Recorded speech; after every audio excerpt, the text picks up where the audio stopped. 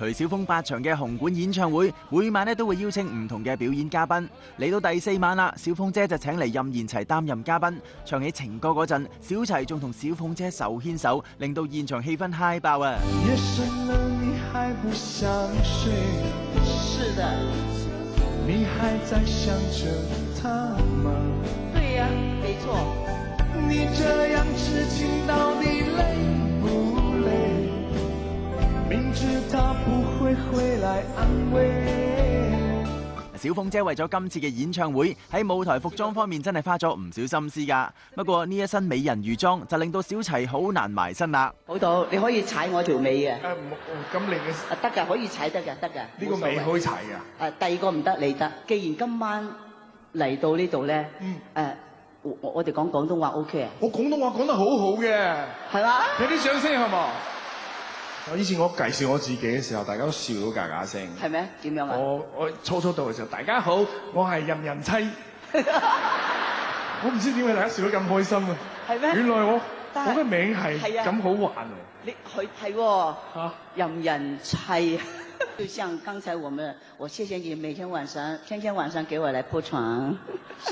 經過咁多年嘅訓練之後，小齊而家嘅廣東話已經大有進步，就算要佢唱廣東歌都冇問題啊！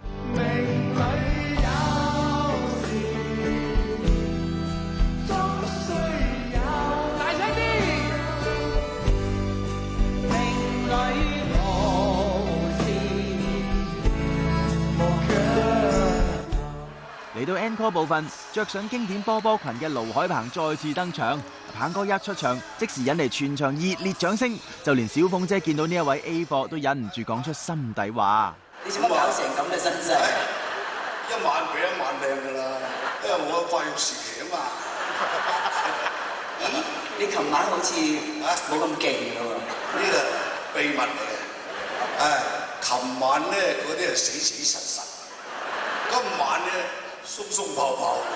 小鳳姐真係，我話扮咗你咁耐咧，就扮到我自己都唔捨得啊！因為你又講嘅有演唱會喎，死人都扮翻小鳳咧。